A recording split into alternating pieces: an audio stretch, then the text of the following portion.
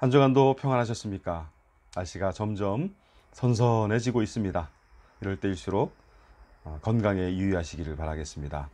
오늘 함께 나눌 말씀 출애굽기 17장 1절에서 7절입니다. 오늘 이스라엘 백성들은 하나님의 말씀대로 행하여 르비딤까지 왔는데 물 부족이라는 장벽에 부딪히게 됩니다. 이 상황 속에서 이스라엘 백성들은 모세를 원망하며 다 죽게 되었다는 절망적인 말을 쏟아냅니다. 하지만 모세는 하나님께 기도하며 하나님의 개입하심을 간구합니다. 그의 기도는 응답되었고 이스라엘 백성들은 생각지도 못했던 반석에서 물을 얻게 됩니다. 우리는 하나님의 말씀을 따라 살아가는 중에도 때때로 커다란 장벽에 가로막힐 때가 있습니다. 그 장벽으로 인해 그동안 내가 이루어 놓았던 것들이 송두리째 흔들리며 내 마음은 큰 번뇌에 휩싸이기도 합니다. 사람과 환경에 대한 알 수 없는 원망과 분노가 치밀어 오르기도 하고 하나님에 대한 의구심들이 내 마음속에서 끊임없이 솟구치기도 합니다. 아마 오늘 본문 속의 이스라엘 백성들도 그랬지 않았을까요? 그러나 똑같은 상황 속에서도 모세의 생각은 다른 것을 보게 됩니다. 그는 이 모든 극한 상황은 하나님의 말씀을 따라가면서 겪게 되는 광야의 여정의 한 부분임을 잊지 않은 것 같습니다. 그렇기에 모세는 하나님을 향해 부르짖습니다.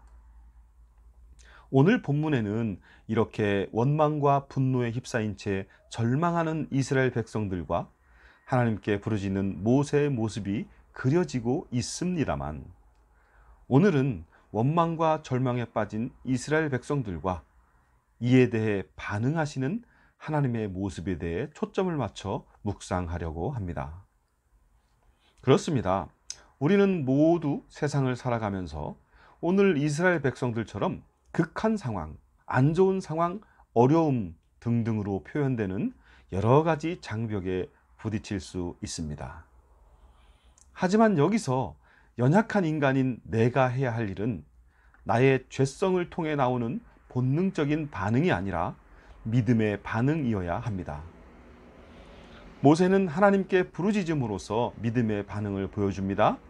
그 결과 반석에서 물을 얻게 되는 기적을 경험하게 되지요.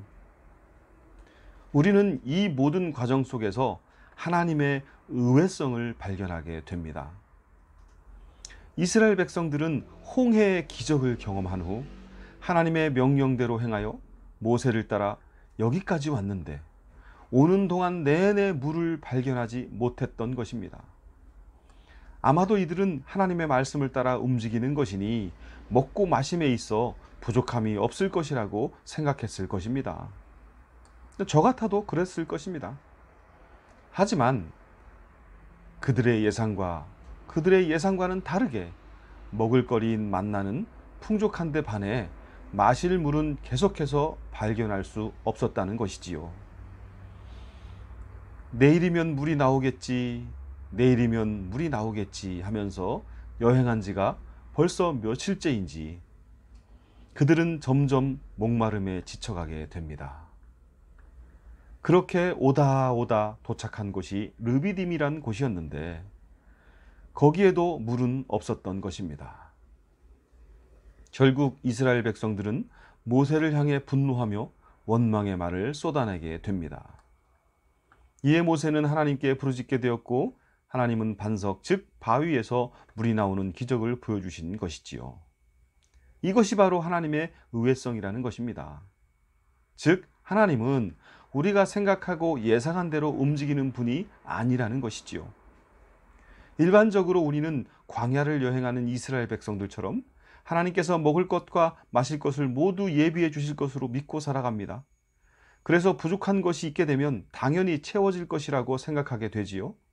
네, 물론 이것은 매우 좋은 믿음입니다만 우리의 생각과 예상을 깨고 우리의 부족함이 혹은 우리의 문제가 해결되지 않는다면 여러분 어떻게 하실 건가요?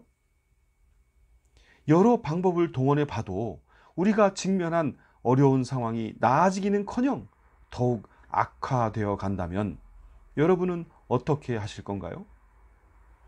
내가 그동안 이뤄놓았던 기반들이 뿌리채 흔들릴 만한 극한 상황이 오게 되었을 때 여러분은 과연 어떻게 하실 건가요?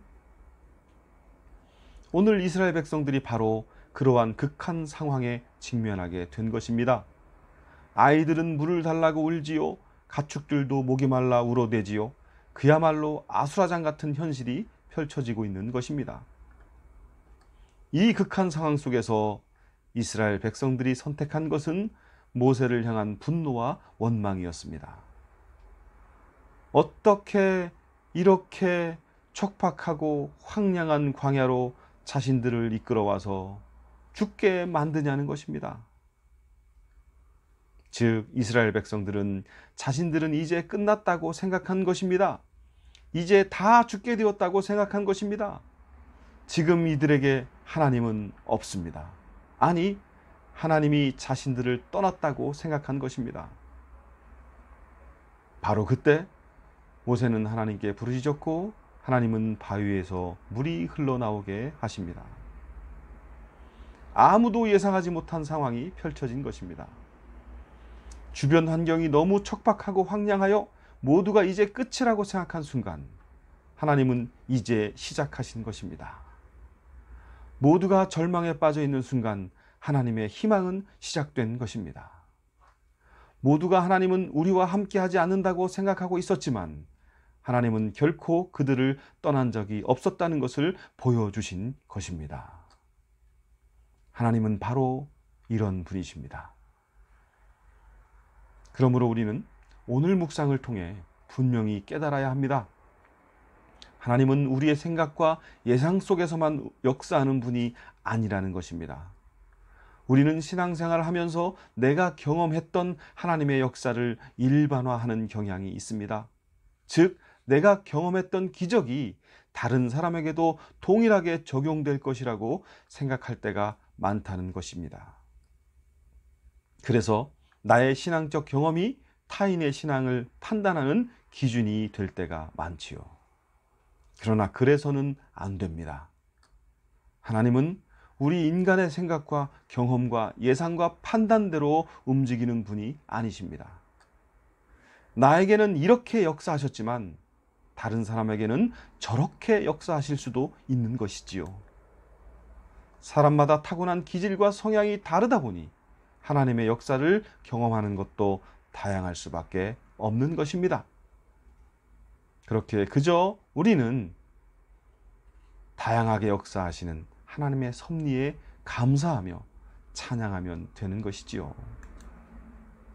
여러분, 비록 오늘 우리의 현실이 척박하고 황량한 광야 같을지라도 우리의 기질과 성향에 따라 다양하게 역사하시는 하나님의 의외성을 날마다 경험하시는 복된 한 주간이 되시기를 축원합니다.